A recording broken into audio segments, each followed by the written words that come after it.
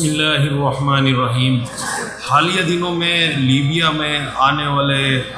ہوائی طوفان اور سیلاب نے لیبیا کا نقشہ بدل کر رکھ دیا۔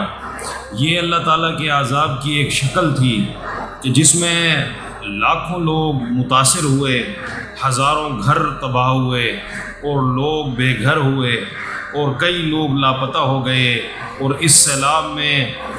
کئی جانیں گئی اور کافی نقصان ہوا۔ یہ اللہ تعالیٰ کے عذاب کی ایک شکل تھی۔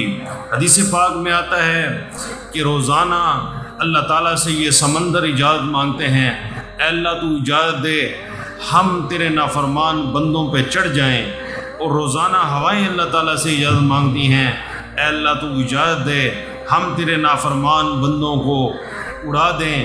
اور روزانہ زمین اجازت مانگتی ہے، اے اللہ ہمیں اجازت دے اور ہم ان کو نکل جائیں، اور روزانہ فرشتے اللہ سبحانہ و تعالیٰ سے اجازت مانگتے ہیں، اے اللہ ہمیں اجازت دے ہم تیرے نافرمان بندوں کو عذاب ڈالیں اور ان پر عذاب دیں، لیکن اللہ سبحانہ و تعالیٰ فرماتے ہیں کہ جاؤ، تمہارا کوئی واسطہ نہیں، یہ میرے اور میرے بندوں کے درمیان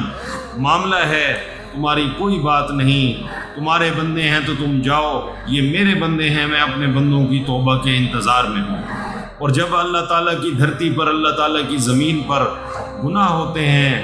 شراب پی جاتی ہے، زنا ہوتا ہے، قتل ہوتا ہے، اور اللہ تعالیٰ کی زمین پر طرح طرح کے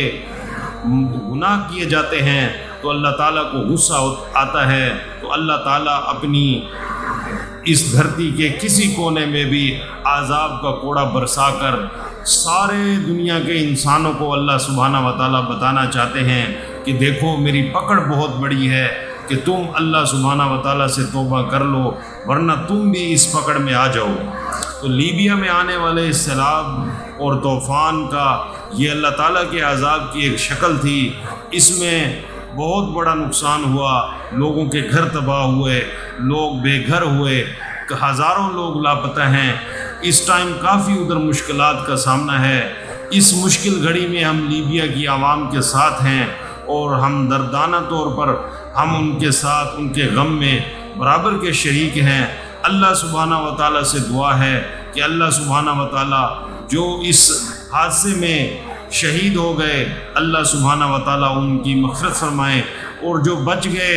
اللہ ان کی حفاظت فرمائے، اور جن کے لواحقین ہیں اللہ تعالیٰ ان کو صبر جمیل عطا فرمائے، اور اللہ تعالیٰ ہمیں ہماری حفاظت فرمائے، اور اللہ سبحانہ و تعالیٰ ہمارے گناہوں کو معاف فرمائے۔ ہمیں اپنے رب سے توبہ مانگنی چاہیے، اور اللہ سبحانہ و تعالیٰ سے ہمیں گریہ زاری کرنی چاہیے کہ اللہ تعالیٰ ہماری بھی مغفرت فرمائے۔ السلام علیکم ورحمۃ اللہ وبرکاتہ۔